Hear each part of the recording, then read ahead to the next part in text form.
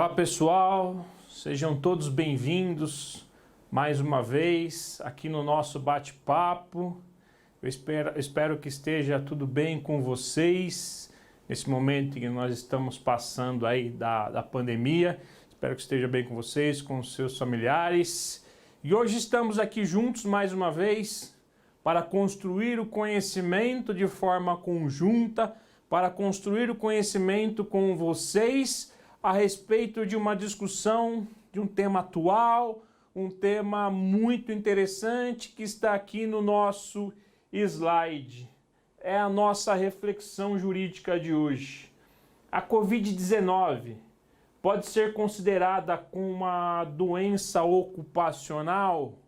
Essa é uma pergunta muito importante, tendo em vista que inúmeros empregados hoje ou estão trabalhando diretamente na empresa, ou estão trabalhando na rua, ou estão em contato com as pessoas, e fica essa dúvida: se o empregado se contaminar por coronavírus, isso pode ser considerado uma doença ocupacional? A doença ocupacional que nada mais é do que uma modalidade de acidente de trabalho por equiparação. Então esse é o debate que nós vamos trazer aqui hoje. A reflexão de hoje é sobre esse assunto. E nós temos na Constituição Federal a regra geral de responsabilidade civil do empregador. Nós temos previsto aqui, no nosso slide, está demonstrando no artigo 7º da Constituição, inciso 28. O artigo 7º diz assim: são direitos dos trabalhadores urbanos e rurais, além de outros que visem a melhoria da sua condição social. E aí nós temos aqui no inciso 28, seguro contra acidente de trabalho a cargo do empregador, sem excluir a indenização que está obrigado quando incorrer em dolo ou culpa. A regra geral da responsabilidade civil do empregador, prevista na Constituição, é a responsabilidade subjetiva. Porque aqui no finalzinho do inciso 28 ele diz: quando o empregador incorrer em dolo ou culpa. Regra, responsabilidade civil subjetiva. Nós temos uma previsão no artigo 927, parágrafo único do Código Civil, da responsabilidade objetiva. E fica a discussão: Alexandre, a responsabilidade objetiva do Código Civil se aplica à relação de emprego, se aplica à Justiça do Trabalho? O Supremo Tribunal Federal diz que sim, que não há incompatibilidade com a responsabilidade objetiva do Código Civil e a responsabilidade subjetiva da Constituição Federal.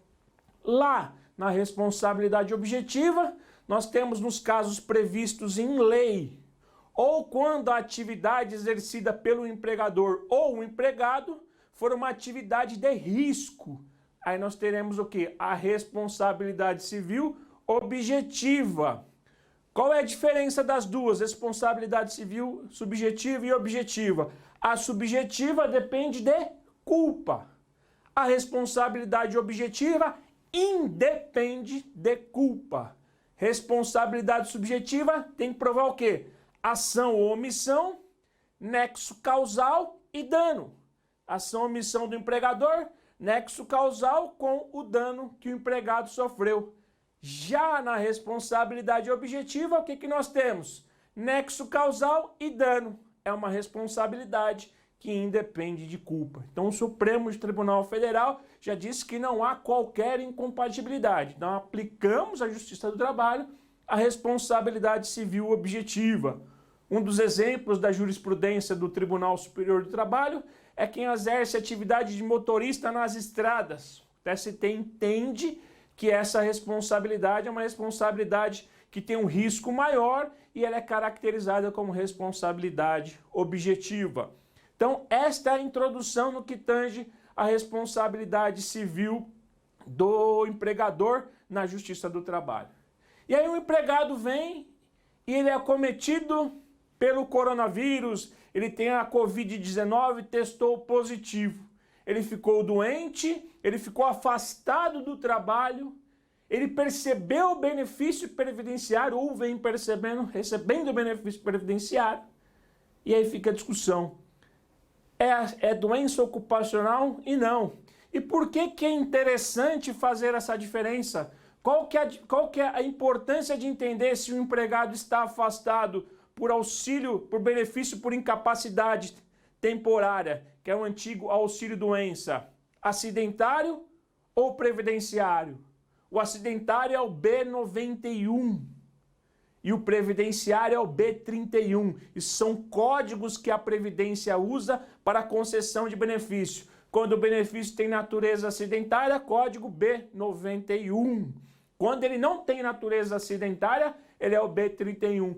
E por que eu preciso saber dessa diferença? Quais são as consequências da concessão de um benefício de natureza acidentária ou de não natureza acidentária?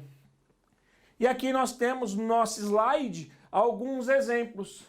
Quando você tem uma doença ocupacional, que é uma modalidade de acidente de trabalho por equiparação, quais são as consequências? Se o empregado está afastado, percebendo benefício por incapacidade temporária, o auxílio-doença, e ele tem natureza acidentária, ele tem natureza ocupacional, o empregador tem que depositar o FGTS todos os meses, independente de haver ou não a prestação de serviço. Então o empregado está afastado, está recebendo benefício de auxílio-doença acidentário, o empregador tem que depositar todo mês o FGTS. Se for o B31, que não é benefício acidentário, o empregador não precisa fazer esse depósito mensal. Outro ponto, garantia de emprego pelo prazo de 12 meses após a alta previdenciária. Então, aquele trabalhador que percebeu o benefício acidentário, ficou afastado, no retorno da sua atividade à empresa, ele tem uma garantia de emprego de 12 meses. Está lá na Lei 8.213, no artigo 118. Empregado que voltar ao trabalho após alta decorrente de benefício acidentário, garantia de emprego de 12 meses. Aqui é já a relação jurídica do trabalhador com a Previdência. Dispensa de carência para obtenção de benefício da Previdência Social. Alguns benefícios da Previdência Social dependem de uma quantidade mínima de contribuições.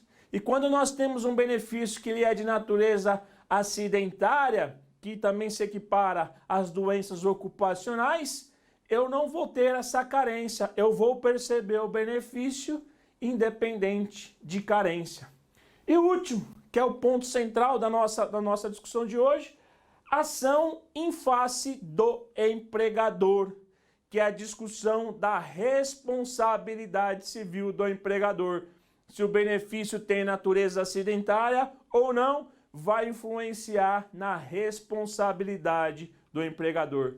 Por isso que é importante você entender qual que é a natureza jurídica do benefício que o empregado irá receber, acidentário ou previdenciário, face estas consequências que advêm deste benefício.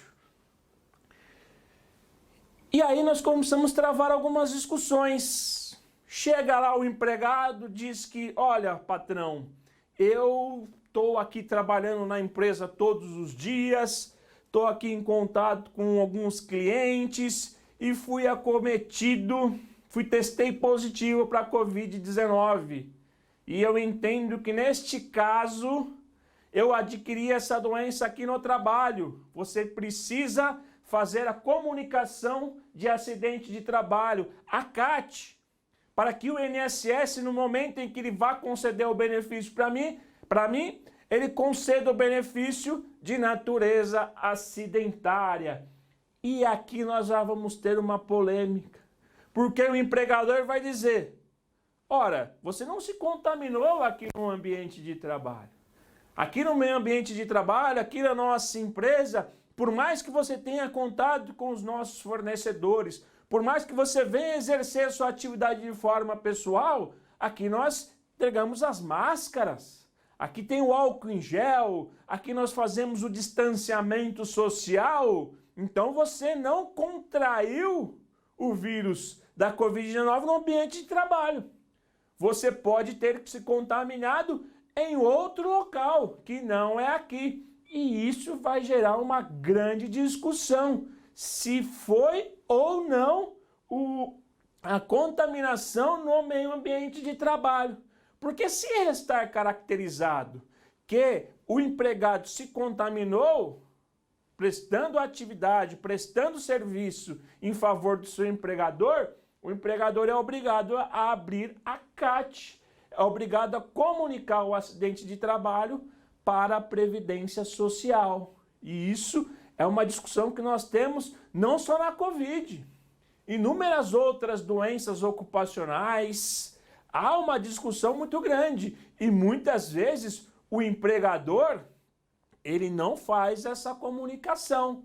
Ele não faz essa comunicação à Previdência Social para que o benefício que seja concedido ao seu empregado não seja de natureza indenizatória, que o INSS conceda o benefício de natureza previdenciária. Por quê? Porque ele não vai ter aquelas consequências que nós vimos no slide anterior, que é o quê? Ele não vai precisar depositar o FGTS, o empregado não vai ter garantia de emprego. Então, para o empregador, é melhor que o benefício seja concedido de natureza previdenciária. É por isso que aqui embaixo a gente fez essa observação. Haverá resistência do empregador em emitir a CAT, pois ainda é muito controverso o nexo causal com a atividade. Isso é uma realidade, porque a contaminação pode ocorrer em qualquer local. Pode ocorrer na própria casa do empregado, no trajeto do transporte público até a empresa, pode ocorrer, o empregado ele faz, por exemplo, atividade física numa academia ou algum local, ele não utiliza máscara, ele pode se contaminar, então, em inúmeros lugares que não seja no ambiente de trabalho. E é por isso que nós vamos ter essa discussão de nexo causal muito grande. Então você tem essa discussão da comunicação do acidente de trabalho e as empresas vão relutar em fazer esta comunicação por causa das consequências advindas da concessão de benefício de natureza acidentária. Mas veja o que é muito importante aqui. Isso não impede, o fato da empresa não emitir a comunicação de acidente de trabalho não impede com que o empregado vá à Justiça do Trabalho para que tenha o reconhecimento de que o seu problema, que a sua doença ocupacional, que é o coronavírus, que lhe resultou eventual incapacidade de trabalho, tenha decorrido do quê? Do meio ambiente de trabalho. Nada impede de que o empregado vá à Justiça do Trabalho e diga, olha, a contaminação decorreu no meio ambiente de trabalho. O fato da empresa não ter feito a CAT, comunicado o acidente de trabalho para a Previdência Social, não impede de que a Justiça do Trabalho, por si só, numa ação, numa reclamação trabalhista, faça esse reconhecimento. Porque veja o que prevê o artigo 129 do Código Civil. Aqui é o diálogo das fontes. CLT, Código Civil, a Lei Previdenciária, que é 8.213, é o diálogo das fontes na solução do problema. E aqui nós temos o que no 129 do Código Civil? Reputa-se verificada quanto aos efeitos jurídicos a condição cujo implemento foi maliciosamente obstado pela parte a quem desfavorecer. Ou seja, será implementado como natureza acidentária mesmo que o empregador tenha se escusado de fazer a comunicação do acidente de trabalho, desde que provado na reclamação trabalhista o nexo causal com a atividade. Lá na frente a gente vai debater um pouco mais a questão do nexo causal. Então, se essa condição ela foi obstada pelo empregador e não fazer a comunicação de um acidente de trabalho, não impede do empregado buscar a Justiça do Trabalho e dizer, olha, esse benefício que foi concedido de natureza previdenciária B31, ele teria natureza acidentária, na ação contra o empregador. Ele também pode discutir contra a Previdência. Suponhamos que a Previdência Social conceda o benefício de natureza previdenciária, sem relação com a atividade. Ele também pode entrar com uma ação na Justiça Comum, discutindo em relação à Previdência Social. Não é o nosso enfoque aqui a ação em face do INSS. Aqui a discussão nossa é em face do empregador. E aqui a observação fundamental, a observação muito importante, que é a questão do quê? Da prova do nexo causal da Covid-19 com a relação de trabalho. Vou tomar uma água aqui, rapidinho.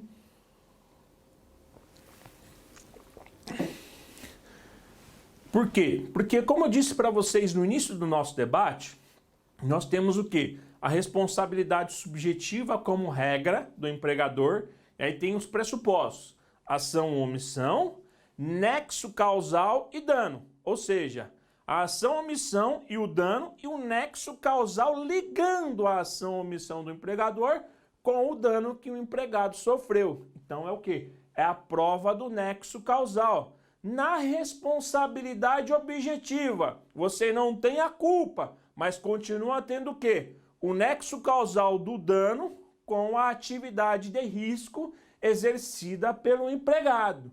Então, o nexo causal, ele é de fundamental importância para que venha se reconhecer que aquela doença ocupacional, ela decorre do trabalho exercido pelo empregado, que ela decorre do meio ambiente do trabalho. Isso é muito importante, é um pressuposto indispensável para a responsabilidade civil. E por que que isso é importante? Ele é importante porque, como nós já dissemos, toda a leitura que nós fazemos dos especialistas na área médica, dos órgãos de classe, eles estão dizendo que a contaminação pela Covid-19, o coronavírus, ela pode acontecer em qualquer local. E essa prova do nexo causal com o ambiente de trabalho vai ser muito delicada e precisa estar atento sempre à luz de cada caso concreto. O professor Mauro Schiavi, que escreve sobre processo civil, junto com o professor Carlos Henrique Bezerra Leite, que também escreve sobre processo do trabalho. Tanto o professor Mauro Schiavi quanto o professor Carlos Henrique Bezerra Leite escrevem sobre processo do trabalho. E o professor Luciano Martinez, que tem uma obra sobre direito material do trabalho, eles fizeram uma live sobre ônus da prova. E o professor Mauro Schiavi, que é juiz do trabalho, ele disse que recebeu uma ação civil pública, onde o autor da ação civil pública em relação àquela empresa disse que toda vez que algum empregado se contaminasse com a Covid-19, que era para a empresa como fazer a abertura da comunicação de acidente do trabalho, porque teria nexo causal com a atividade. Ele recebeu essa ação civil pública. E ele discute nessa live que ele está tendo muito cuidado em entender se realmente há um nexo causal com a atividade da empresa. Por quê? Por causa desse motivo de que a contaminação ela pode se dar em inúmeros lugares. E o juiz, professor Mauro Schiavi, ele disse que está fazendo uma análise casuística a cada caso, a fim de compreender se tem ou não nexo causal com a atividade. E isso é muito importante. Aqui nós temos uma discussão muito legal, que foi o quê? A Lei 14.020, quando ela foi promulgada, ela disse que a Covid-19, quando o empregado se contaminasse pela Covid-19, aquilo não seria caracterizado como doença ocupacional. A lei fez uma excludente, dizendo, olha, o fato do empregado se contaminar não vai ser caracterizado como doença ocupacional. E aí gerou o quê? Gerou algumas ações diretas de inconstitucionalidade. a fim de discutir se poderia uma legislação infraconstitucional afastar essa questão da Covid-19 não ser doença ocupacional, independente de ter sido ou não contaminado no meio ambiente de trabalho. A ADI teve por discussão o artigo 7º, inciso 22 da Constituição Federal. E veja o que disse aqui o ministro Fachin nessa decisão dessa ADI. A previsão da responsabilidade subjetiva para uma via adequada a justificar a responsabilização nos casos de enfermidades decorrentes da infecção pelo novo coronavírus, de forma que o empregador não cumpriu as orientações, recomendações e medidas obrigatórias das autoridades brasileiras para enfrentar a pandemia pelo novo coronavírus, deverá ser responsabilizado. Aqui, esse voto, essa ratio decidendi da decisão da ADI é muito importante. Nós precisamos estar muito atentos ao que o ministro Fachin está dizendo aqui nessa ADI. O que ele está dizendo aqui? Olha, a responsabilidade ela é subjetiva do empregador. Sim, ele tem que agir com dolo ou culpa. Está previsto na Constituição Federal como pressuposto da responsabilidade subjetiva. E como é que se prova a culpa do empregador? O Supremo está dizendo aqui, olha, quando o empregador não cumprir com as orientações, recomendações e medidas obrigatórias das autoridades brasileiras para o enfrentamento da pandemia. Quando o empregador deixa de fornecer máscara, por exemplo, vai haver uma presunção que a contaminação se deu no meio ambiente de trabalho. É o que o professor Sebastião de Oliveira, que tem uma obra sensacional sobre indenização por acidente do trabalho, a obra dele é uma obra de referência. Ela está aqui ao meu lado, a obra do professor. Essa obra aqui é referência no assunto de doenças ocupacionais. E ele está dizendo o quê? Que você pode ter um nexo causal mais flexível. Quando o juiz, no momento em que ele recebe os autos do processo, tem uma prova dizendo que o empregador deixou de observar as normas que os órgãos regulamentadores pedem para se observar. A máscara adequada, uso de álcool em gel, distanciamento do meio ambiente de trabalho, orientação dos empregados de como se comportar.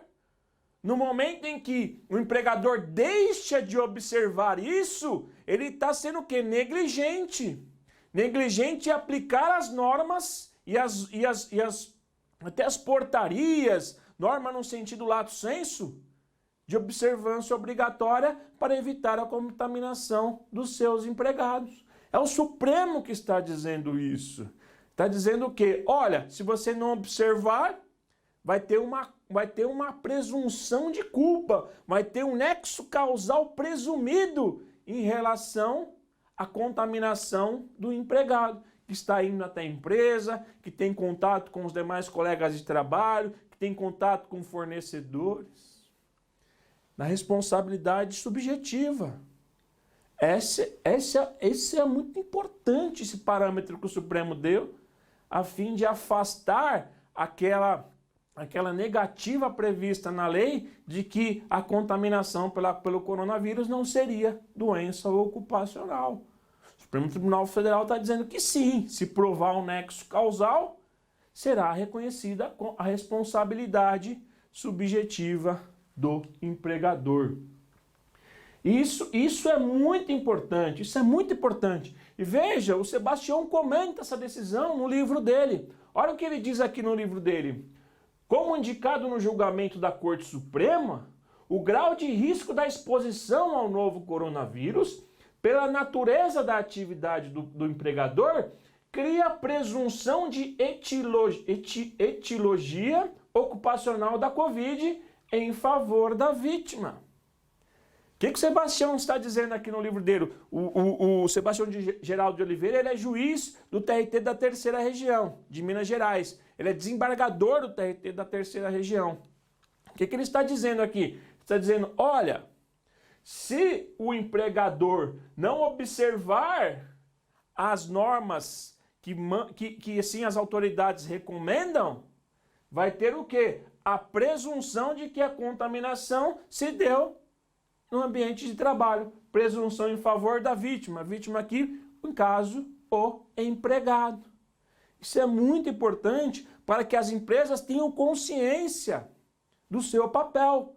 A Constituição Federal diz que as empresas são responsáveis pelo seu meio ambiente de trabalho.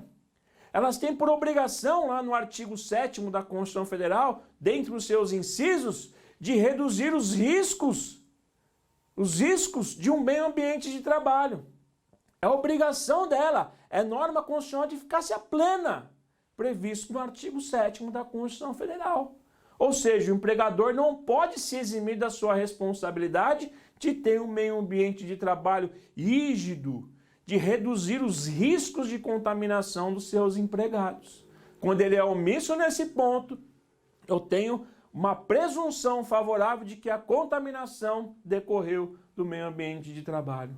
Isso vai até na questão da responsabilidade objetiva, onde você não precisa sequer provar a culpa, onde você prova só o quê? Nexo causal e dano. Por exemplo, os médicos que estão em contato com os pacientes contaminados, enfermeiros que estão em contato com os pacientes contaminados. Atividade de risco, risco alto. Se eles se contaminarem pela Covid-19, do coronavírus, responsabilidade objetiva. O empregador que vai ter que provar que não se contaminou no meio ambiente de trabalho. Tentar argumentar que ele utilizou de todas as medidas necessárias para tentar afastar a responsabilidade civil, o que vai ser muito difícil. E aqui nós temos o quê? A previsão na Lei 8.213, que é a lei que trata dos benefícios da Previdência Social. Aqui ele traz o conceito de acidente do trabalho por equiparação. Ele traz 2 pontos aqui, que é o quê? Olha o que diz o artigo 20. Considera-se um acidente do trabalho, nos termos do artigo anterior, as seguintes entidades mórbidas. Ele traz o quê? Doença profissional. O que ele está dizendo como doença profissional? Aquela entendida, produzida ou desencadeada pelo exercício do trabalho peculiar a determinada atividade, constante da respectiva relação elaborada pelo Ministério do Trabalho e Previdência Social. Se você for nesse decreto 3048, lá tem uma lista nos seus anexos, uma lista do quê? Que determinado tipo de atividade há uma presunção de determinada doença. Então, o empregado exerce uma atividade A, lá está dizendo que o exercício dessa atividade poderá levar a esse tipo de doença. Está lá no anexo do 3048. Então, você faz a ligação. Ele exercia essa atividade, ele está com essa doença, vai ser caracterizada como doença profissional. E esse nexo causal aqui, ele é o quê? Uma presunção absoluta. Não admite prova em contrário. Diferente da doença do trabalho. O que fala doença do trabalho? É aquela assim entendida e adquirida ou desencadeada em função das condições em que o trabalho é realizado. Não está relacionada àquela profissão, mas está relacionado à forma como o trabalho é realizado e que se relaciona diretamente com o trabalho constante da relação mencionada no inciso 1. Vai ter um anexo também lá do 3048 que vai falar das condições de trabalho e a presunção que gera algum tipo de problema para a saúde do trabalhador. Aqui, doença profissional relacionada à profissão. Aqui, doença do trabalho, no inciso 2, relacionado às condições em que o trabalho é realizado. Então, eu tenho o quê? O gênero, doenças ocupacionais e como 2 subespécies, doença profissional e doença do trabalho. E aí você vai perguntar para mim, professor, Você está falando aqui que o decreto é de 3048 de 99. Não tem como ele prever o risco da Covid-19. A contaminação pela Covid-19 não tem como. O decreto não tinha como prever essa contaminação. Como é que a gente faz? Então não vai ser caracterizado como doença ocupacional, nem profissional, nem no trabalho? Olha que fala o parágrafo 2º. Em caso excepcional, constatando que a doença não incluída na relação prevista no inciso 1 e inciso 2 deste artigo, resultou das condições especiais em que o trabalho é executado e com ele se relacione diretamente. A Previdência Social deve considerá-la como acidente do trabalho. O parágrafo 2º do artigo 20 é a saída. Pode ser que não tenha previsão, ele está dizendo, em caso excepcional, que é o caso da Covid-19, constatando que a doença não está incluída lá nos anexos. Mas, se demonstrado que as condições especiais em que o trabalho é executado e com ele se relaciona, nexo causal, atividade desempenhada, e que a doença se relacione com o trabalho, ação, omissão, meio ambiente de trabalho, nexo causal, prejuízo à saúde do empregado, a Previdência vai considerá-la como acidente do trabalho. E esse mesmo artigo também que a Justiça do Trabalho utiliza, quando, mesmo que a Previdência assim não reconheça, seja reconhecido numa prova pericial em uma ação trabalhista. Então eu tenho a doença ocupacional como gênero, as duas espécies, doença profissional e doença do trabalho, e o parágrafo 2º que diz que mesmo não estando previsto nos anexos do decreto 3048, eu vou fazer a prova do nexo causal e dizer que aquela doença ocupacional guarda relação com a atividade desenvolvida pelo empregado. Veja como o tema é complexo e veja como exige do advogado, exige do operador do direito esse conhecimento. Constituição Federal, Código Civil quando trata de responsabilidade objetiva, Lei 8.203, Decreto 3048, essa é a função do advogado. Fazer toda essa junção e criar a tese, ou a tese de defesa, ou a tese da parte autora, para você poder o quê? Subsidiar o seu cliente, auxiliar o seu cliente para ter o êxito no processo. Então nós temos, antes de entrar aqui em algumas decisões que já ocorreram em alguns casos no Brasil, nós temos que estar o quê? Estar atento a isso. Se há ou não nexo causal da Covid com o meio ambiente de trabalho, se o empregador está tomando todas as cautelas imprescindíveis e necessárias para evitar o contágio, a fim de afastar a presunção de que a contaminação se deu no meio ambiente de trabalho, até porque, como nós já dissemos aqui, ele tem responsabilidade pelo meio ambiente do trabalho, ele tem responsabilidade de cuidar do meio ambiente onde seus empregados prestem serviço. Então ele toma todas as medidas e todas as cautelas necessárias para evitar a contaminação. É importante que ele faça isso, porque se ele não fazer, vai haver uma presunção de que aquele problema vai decorrer do trabalho efetuado, que a contaminação do empregado decorreu do trabalho efetuado. E veja que numa ação trabalhista, o empregado vai dizer, olha, o empregador não tinha máscara adequada, só tinha uma máscara, então não conseguia fazer a troca a cada X horas, não tinha álcool em gel, não houve orientações. Aí vai vir o empregador, vai dizer, não, de forma alguma, eu tinha, tá aqui o comprovante de entrega, ele recebeu um kit com 15 máscaras. Essas máscaras são as máscaras adequadas, está aqui regulamentada, que é eficaz para evitar a contaminação. Tinha álcool em gel em vários setores. Nós fizemos palestras online de orientação para os empregados. O empregador vai dizer que tomou todas as cautelas. E essa discussão vai para onde? Vai parar na Justiça do Trabalho. O juiz vai pegar a tese do empregado, a tese do empregador. Ele vai ter que nomear o quê? Vai ter que nomear uma perícia médica. Por que uma perícia médica? Porque ele vai ter que comprovar, o juiz vai ter que saber se realmente aquele problema, aquela contaminação da Covid-19 que resultou na percepção de benefício previdenciário e resultou, por exemplo, na perda da capacidade do trabalho do empregado, guarda relação com a atividade. Isso também é muito importante. O dano, o empregado tem que provar o dano. Não basta só a contaminação pela Covid-19, tem que ter resultado do dano. E nós estamos vendo aí muitas pessoas que estão se contaminando, estão restando com muitas sequelas. Sequelas cardíacas, pulmonares, psicológicas, várias. E aí você tem o quê? Você tem uma perda da capacidade laboral. E tendo perda da capacidade laboral, tem a responsabilidade civil do empregador. E quem vai definir isso? A perícia médica na ação trabalhista. A perícia médica vai auxiliar o juiz a dizer que tem ou não nexo causal com a atividade e vai dizer qual que é o grau da perda da capacidade de trabalho. 10, 20, 30, 100%.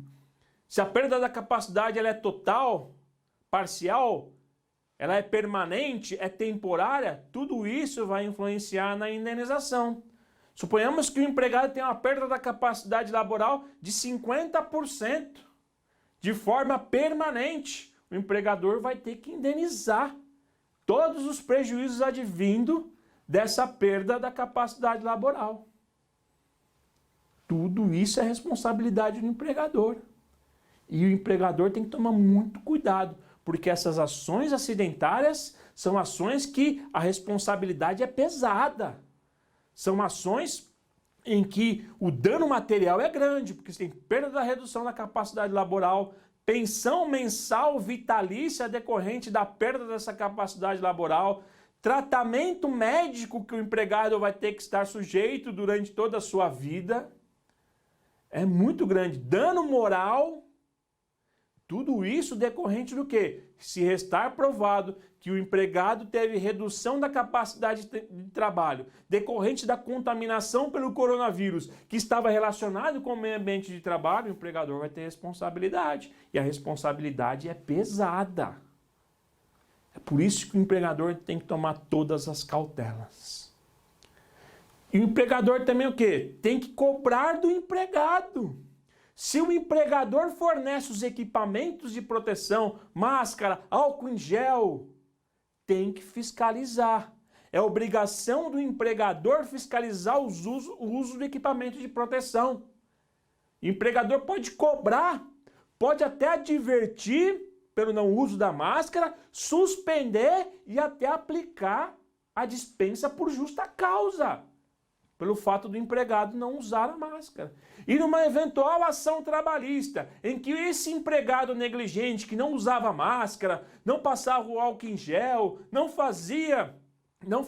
cumpria com todas as medidas que o empregador dizia, o empregador pode dizer, ele se contaminou no meio ambiente de trabalho por culpa exclusiva dele, que deixou de usar os equipamentos. Tá aqui, ó, eu fiz aqui, eu adverti ele de forma escrita, ele tomou uma suspensão, tem duas suspensões aqui, ó, duas suspensões aqui. Então é culpa exclusiva da vítima. Culpa exclusiva da vítima, causa de excludente de responsabilidade. O empregador vai se eximir da responsabilidade. Culpa exclusiva da vítima. Olha como é que o empregador tem que tomar todas as cautelas. O quanto é importante deixar isso documentado. Porque ele pode alegar na sua defesa culpa exclusiva da vítima, que não observou todas as normas da empresa relacionada à própria proteção dos seus empregados. É uma cláusula de excludente de responsabilidade. E aqui nós temos o quê? Alguns casos que já começaram a chegar na Justiça do Trabalho. A Justiça do Trabalho. E aqui, veja, teve uma ação civil pública ajuizada pelo Ministério Público do Trabalho. O Ministério Público do Trabalho, que tem a legitimidade para propor ação civil pública, entrou com uma ação. E veja o que o juiz disse aqui, ó. A julgadora destacou que as iniciativas foram consideradas eficazes contra a prevenção pelo contágio do novo coronavírus, por meio de perícia técnica realizada na empresa e anexada na ação civil pública ajuizada pelo MPT. Uma colega do reclamante, por sua vez, confirmou em depoimento a rotina de cuidados e os procedimentos adotados na execução do trabalho e fiscalizados pela empregadora. O Ministério Público propôs a ação civil pública. Veja, a empregadora diz, olha, eu estou tomando todas as medidas de proteção aos meus empregados. Prova pericial, prova técnica, foi na empresa e disse realmente que a empresa estava tomando todas as medidas eficazes previstas nas regulamentações. E a prova testemunhal corroborou com isso, dizendo que os cuidados e os procedimentos adotados na execução e fiscalizados pela empregadora. Lembra quando eu disse agora há pouco que o empregador tem que fiscalizar o uso dos equipamentos de proteção, tem que fiscalizar se os empregados estão agindo de forma correta? Estou provado isso nos autos da ação civil pública. O empregador foi o quê? O empregador foi muito cauteloso, foi muito correto.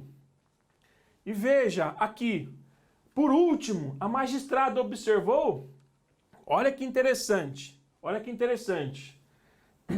que houve uma denúncia junto ao Ministério Público do Trabalho. O Ministério Público do Trabalho recebe denúncias, apura, às vezes firma um TAC de forma administrativa, um termo de ajustamento de conduta com o empregado, ou quando não, propõe a ação civil pública. E veja, a magistrada observou que a companheira do empregado, que havia feito, que se discutia que ele se contaminou no meio ambiente de trabalho, também havia sido contaminado pelo coronavírus, com teste realizado antes do próprio trabalhador. E que por causa disso não seria possível afirmar que se o contágio ocorreu da companheira para o empregado ou vice-versa, ou em outro contexto. Abre aspas. Ainda que os frigoríficos estejam em situação de maior exposição ao trabalhador e evidências que apontem que nesses ambientes os trabalhadores são mais suscetíveis, verifico que a empresa, ao menos nessa unidade frigorífica, tomou as providências cabíveis e conhecidas à época do contágio do reclamante, não sendo possível determinar que esse contágio ocorreu no ambiente de trabalho por se tratar de doença pandêmica, concluiu a juíza neste caso. Veja que interessante. O empregador demonstrou, eu cumpro todas as medidas, a prova pericial e testemunhal restou demonstrada e ainda com esse agravante que eventual empregado que se disse que havia sido contaminado nesse ambiente de trabalho, teve essa questão da contaminação até no seu próprio ambiente doméstico. Então todas essas medidas afastaram eventual presunção de contaminação no meio ambiente de trabalho. Isso reporta o quê? A decisão do Fachin, que nós lemos lá atrás, que o empregador tem que observar todas as normas expedidas pelos órgãos regulamentadores. E aqui, esse frigorífico assim o fez. Aqui tem a fonte, é uma ação do Tribunal Regional do Trabalho da 4ª Região, que é lá do Rio Grande do Sul. Veja, as discussões começam a chegar na Justiça do Trabalho. E aqui o caso deslinde do feito, caminhou desta forma, para afastar a responsabilidade do empregador. Aqui nós temos, acho que é a mesma decisão. Cadê?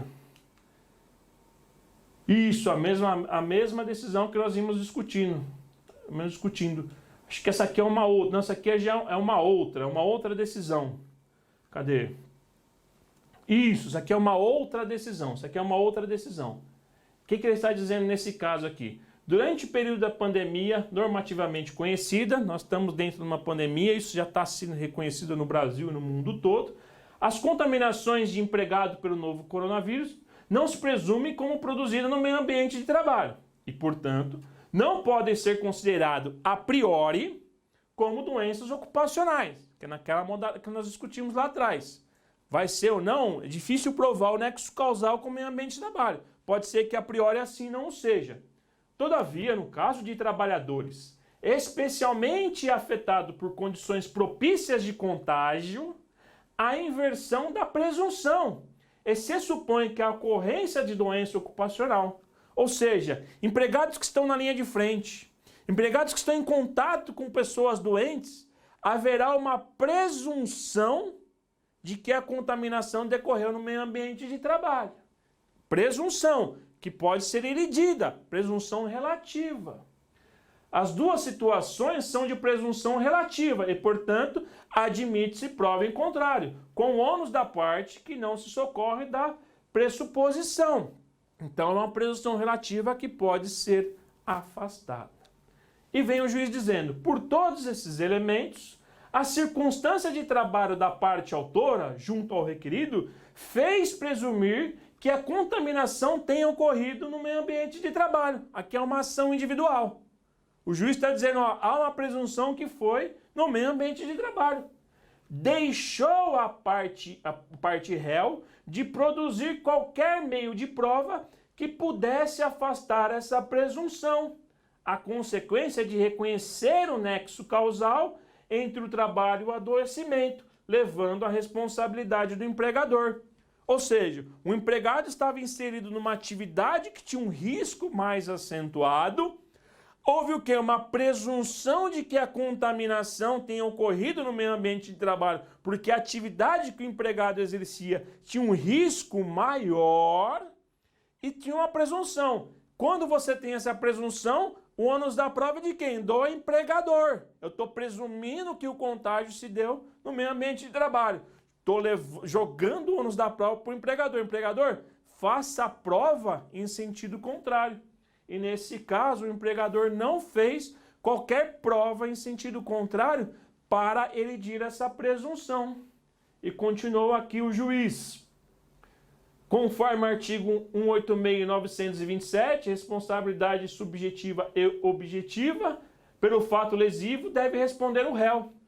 O dano moral, no caso, é presumido, dispensando-se a comprovação. Em se tratando de doença ocupacional, o dano moral é, faltou aqui um finalzinho, ele é in re ipsa. Por conseguinte, deve o réu responder pelo referido dano, cuja indenização se arbitra em 20 mil reais. O valor é superior ao usualmente aplicado por esse juízo e justifica-se por se tratar de doença de elevado potencial de mortalidade. Aqui, nesse caso, não houve nem redução da capacidade de trabalho. Houve a contaminação do empregado. Mas só pelo fato do empregado ter se contaminado, porque estava trabalhando no meio ambiente de trabalho onde havia a presunção de um contágio maior, porque ele estava na linha de frente e o empregador não conseguiu fazer a prova, como nós vimos na ação anterior, de que ele estava tomando todas as medidas necessárias e indispensáveis para evitar o contágio, que não foi feito aqui, o juiz considerou o quê? Uma presunção de nexo causal com a atividade, a contaminação pela Covid-19, e fixou o dano moral de 20 mil reais.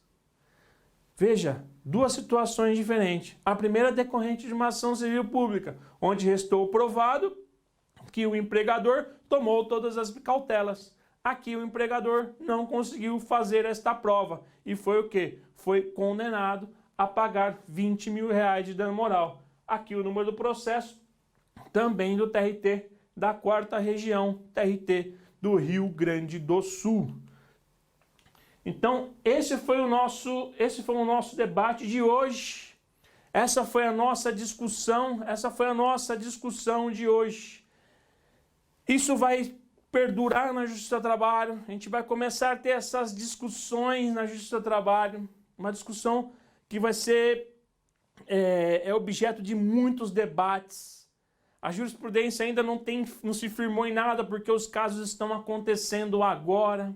A doutrina, vamos ter as suas posições, nexo causal presumido, nexo causal flexível, atividade de risco, o empregador tomou todas as cautelas necessárias para evitar a contaminação. Tudo isso que nós vamos debater na Justiça do Trabalho. Sem contar ainda que nós não sabemos se a pessoa que é acometida pelo coronavírus, que testa positivo para a Covid-19, se lá na frente ela não vai ter algum tipo de problema. Lá na frente ela vai desenvolver algum outro tipo de problema relacionado ao coronavírus. E se tivesse sido relacionado com o meio ambiente de trabalho? Será que eu posso responsabilizar o empregador? Pô, saí da empresa há 10 anos, não tem a prescrição bienal, mas eu só descobri depois de 15 anos que o problema que eu tenho decorreu da Covid-19 e eu era enfermeiro na linha de frente. Como é que a gente vai fazer essa prova? É o que aconteceu, por exemplo, com os trabalhadores que trabalhavam com amianto. Eles começaram a desenvolver problema decorrente do amianto depois de 10 anos que já tinham saído da empresa. E a Justiça do Trabalho disse, olha, independente do prazo de 2 anos de prescrição do fim do contrato de trabalho, a ciência da lesão só aconteceu agora. O empregado só tomou ciência da lesão agora, razão pela qual não ocorreu a prescrição nos casos do amianto. Eu acho que a gente pode, lá na frente ainda, estou falando daqui 10 anos, ter essa discussão. Claro, como é que vai provar o nexo causal? Vai ser difícil, mas isso vai chegar à Justiça do Trabalho. Isso vai chegar às lides trabalhistas. E aqui nós vemos o quê? O empregador tem que tomar cuidado, tem que tomar todas as medidas necessárias para evitar o contágio. Orientação, máscara, álcool em gel, se puder fazer revezamento, faça. Se conseguir fazer com que o empregado trabalhe home office, melhor ainda. Porque poderá haver presunções favoráveis à contaminação no meio ambiente de trabalho. Ainda mais quando o risco da atividade exercida por empregado for grande.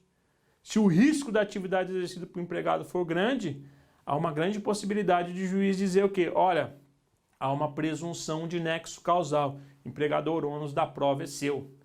A matéria é controversa, a matéria ela vai gerar muitos debates e nós estamos aqui construindo junto o conhecimento. Eu acabei esquecendo de dizer no início que se vocês tivessem dúvidas poderiam colocar no chat. Mas podem colocar agora, não tem problema nenhum, que nós vamos encerrar essa parte. Eu vou ver se tem alguns questionamentos e volto aqui para respondê-los. Pessoal, até daqui a pouco.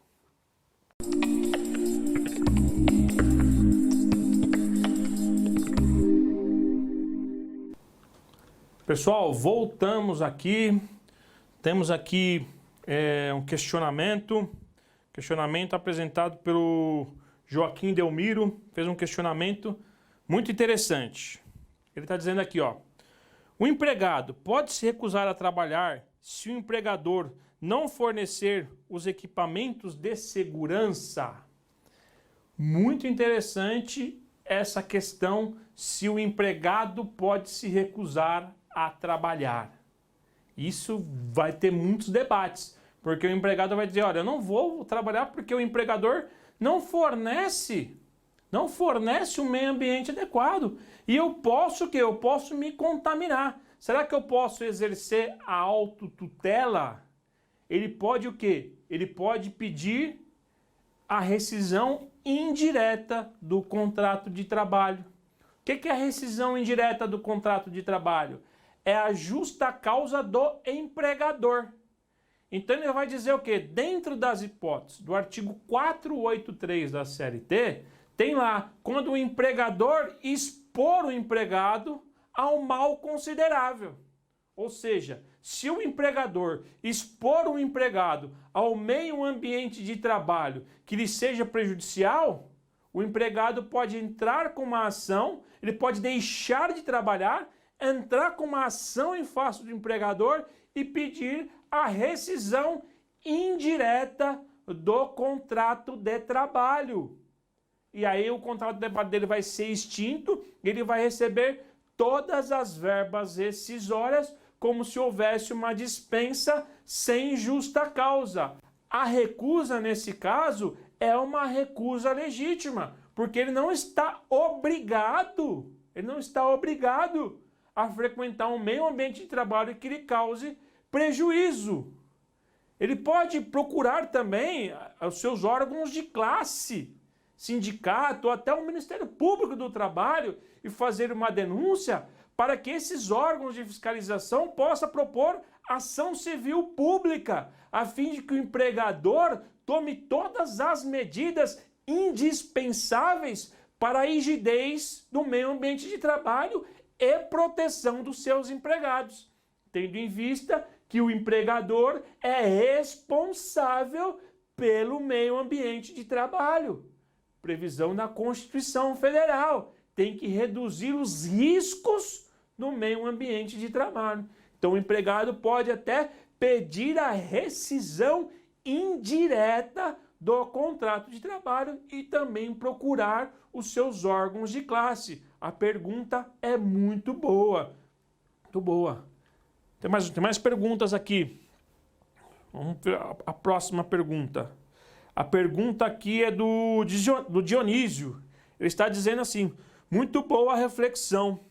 Vislumbro uma grande dificuldade aos empregadores para comprovar um ambiente de trabalho imune ao corona. E é verdade, Dionísio. Você tem razão. É por isso que quando nós voltamos aqui na discussão daquela ação do Ministério Público do Trabalho na ação civil pública, que o empregador ele tem que tomar todas as medidas indispensáveis para evitar esse contágio. Nessa ação civil pública aqui foi muito interessante. Sua pergunta vai ao encontro do que foi a ação civil pública. O Ministério Público do Trabalho propôs a ação e restou provado que o empregador, por meio de perícia realizada na ação civil pública, que o empregador tomou todas as medidas necessárias para deixar o meio ambiente de trabalho adequado. Até a prova testemunhal para comprovar o quê? Que além de ter as regras, ele também fiscalizava o cumprimento dessas regras. A prova testemunhal provou isso, olha. Os procedimentos adotados na execução do trabalho e fiscalizados pela empregadora. Por isso que nós vamos ter eventuais, principalmente quando o empregado está em contágio direto, eventuais presunções favoráveis ao empregado. E aí o empregador tem o quê? Tem que se municiar de elementos probatórios para demonstrar que ele tomou as medidas eficazes para evitar a contaminação. Então o empregador ele tem que agir o quê? Com cautela. Com cautela. Agindo com cautela, observando os regramentos, ele vai afastar a presunção e vai o quê? Jogar o ônus da prova ao empregado. E se o empregado não conseguir provar, vai afastar a sua responsabilidade.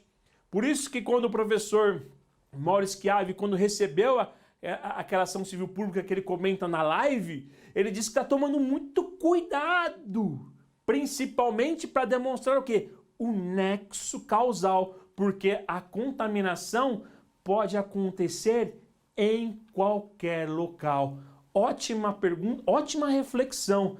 Empregador, tome todas as cautelas para afastar qualquer tipo de presunção. Acho que nós temos mais alguma pergunta.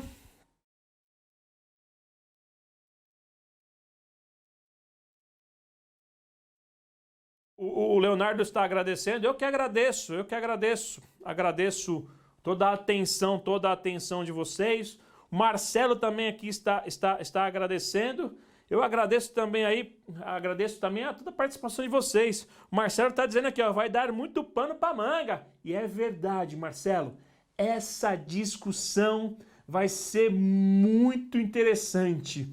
Vai ser muito interessante como que o judiciário trabalhista vai lidar com esses debates. Essa é uma discussão que está iniciando agora e que vai perdurar durante muito, muito tempo. Aqui o Joaquim também está agradecendo. Eu que agradeço aqui a construção em conjunto desse conhecimento entre eu e vocês. E aqui o Marcelo também está fazendo uma observação. Tomar todas as medidas de segurança, mas se o contágio ocorrer por conta do transporte utilizado que diariamente está lotado. Marcelo, isso é verdade. Isso é verdade. O transporte público, ele tá cheio. Ele tá cheio o transporte público. Ele está o quê? Ele está lotado. E a contaminação pode o quê? Pode ter ocorrido no transporte público. Aí a gente tem duas reflexões nesse caso, Marcelo. Duas reflexões muito interessantes. Se a contaminação ocorreu no transporte público, eu não vou ter o quê? Um nexo causal com a atividade. Então eu não vou ter a responsabilidade civil do empregador. Mas eu posso ter um acidente do trabalho em trajeto, o acidente in itinere, uma doença ocupacional in itinere, que não vai resultar responsabilidade do empregador, porque não tem relação com o meio ambiente de trabalho. Mas se ele for in itinere, ele pode receber o quê? Um benefício acidentário. E se ele receber um benefício acidentário, ele pode ter o quê? A garantia de emprego por 12 meses após a alta previdenciária. Porque nós temos o quê? Os acidentes de trabalho in itinere. Não vai ter a responsabilidade do empregador porque não concorreu. Mas ele é considerado o quê? Como um acidente do trabalho. Se a gente poder considerar que a doença ocupacional que o empregado teve e casa, trabalho, você pode criar essa tese e dizer, olha, não tem responsabilidade, mas da minha alta médica eu tenho direito à estabilidade de 12 meses. Sua pergunta é muito interessante em relação ao transporte público, que já fez a gente ter o quê? Uma nova reflexão aqui no nosso debate de hoje. São tudo reflexões. Nós não temos respostas, jurisprudência consolidada, doutrina consolidada. A construção é em conjunto. Eu acho que foram essas as perguntas. Quando nós discutimos aqui, já caminhamos para o nosso final, quando nós discutimos aqui, se eu não me engano, no nosso primeiro bate-papo, sobre o empregado que se recusa a tomar vacina, ele pode ser dispensado ou não por justa causa, teve um questionamento sobre responsabilidade do empregador. Caso o empregador obrigue e forneça a vacina, o empregado tome a vacina e tenha algum prejuízo, o empregador é responsável? Nós não tivemos o caso, se eu não me engano, lá de Minas Gerais, que o empregador estava dando vacina escondida? E me parece que o noticiário está dizendo que não era nem vacina. Vamos supor que algum empregado que tomou aquilo venha se adoecer, venha a ter prejuízo na sua saúde. Olha a responsabilidade do empregador presente aí neste caso. Porque a regra ainda é que você não pode comprar vacina para os seus empregados. Estão debatendo no Congresso Nacional. Existe esse debate, se vão ditar uma lei autorizando ou não. Esse empregador fez às escondidas. Se acontecer algum problema ao seu empregado, ele responde? Essa vacina que ele comprou da onde? Essa vacina teve aprovação pela Anvisa? Se não teve, e me parece que nem vacina é, se o empregado tiver prejuízo, responsabilidade do empregador. Foi omisso em dar vacina fora das regulamentações previstas na nossa legislação. Então, eu acho que foi isso as nossas perguntas. A professora Marta aqui também está dizendo ótimas, excelentes reflexões. Eu também agradeço bastante o carinho de todos vocês. Então, nós encerramos aqui a nossa reflexão sobre esse tema. Como dissemos aqui, né, vai dar pano para manga, nós vamos ter muitas discussões daqui para frente, mas ao lado do empregado, utilize todas as medidas que o empregador assim o fez. Use os equipamentos de proteção, higienize as suas mãos, porque o maior prejudicado é você, empregado. Se você tiver um problema na sua saúde, você será o prejudicado.